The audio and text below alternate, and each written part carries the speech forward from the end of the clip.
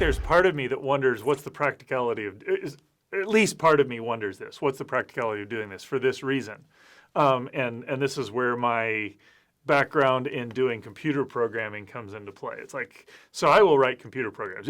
Quite honestly, if you ask me to add 50 numbers, I will go write a program to do it because it's faster for me to debug the program than to ensure that I actually got all the numbers added correctly. I really didn't even know that you had done programming. Like, this is... Yeah, that's most of what I do in my work is I write computer programs. An astrophysicist is actually just a programmer.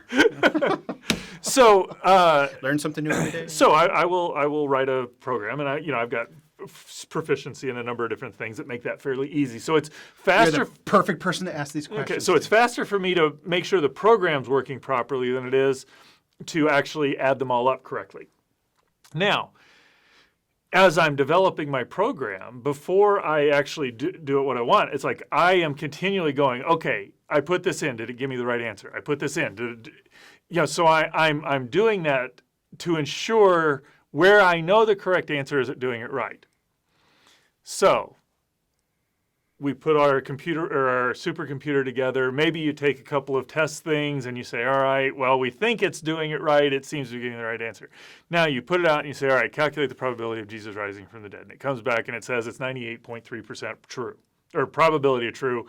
And the best you ever get's about 95%. Let's just say that. So what are people going to do with that? Well, I would look at that and say, yeah, that's what I would expect. Or it's working properly. It gave the... If you don't think Jesus rose from the dead, what are you going to do?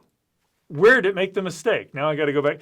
So, given how I program, I wonder just say the programmer was biased or whatever. Or where's the bug in it that got to, how are we confident in that? Because really what we're asking it to do is something that no human mind can assess all of that information.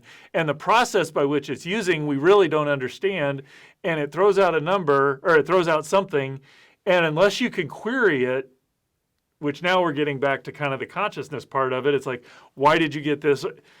There's some of it, it's just I wonder what the utility of it is. But I do agree with your assessment that if we're being objective to the extent we can, and I think we can program computers to be more objective than we are, that's the conclusion it would draw.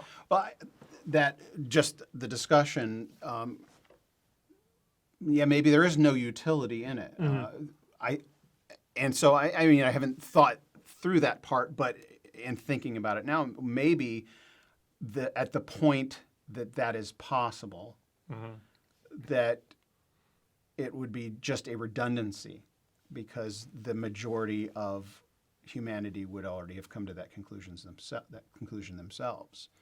Right? That's a fair point, yeah. So, I mean, that's just one thought or one mm-hmm. possibility and that's an interpretation of Scripture is that is the case, that the mustard seed, right? Mm-hmm. If you have faith of a mustard seed, well, the mustard being the smallest seed becomes the largest plant in the mm-hmm. garden, and we're seeing globally Christianity is currently the largest world religion, mm-hmm. I don't see why it wouldn't continue. No, and it's your comment is about it being a redundancy, that's the more you test your models, the more accurate they get. So there is a great utility in that of saying, hey, here's another way to look at a question we've talked about before. And does it give the same answer, or does it give us a better answer, or a more complete answer, or something that? So I do. I like that aspect of exploring and confirming what you know. I do think in that there's this, how much of humanity is embedded. This some will accept the truth, some will reject the truth. So what that means has a big implication for the utility, but as a Christian, I am repeatedly asking, not forgetting what God has already shown me, but God, are you who you say you are? And if I'm growing, He's always teaching me new things.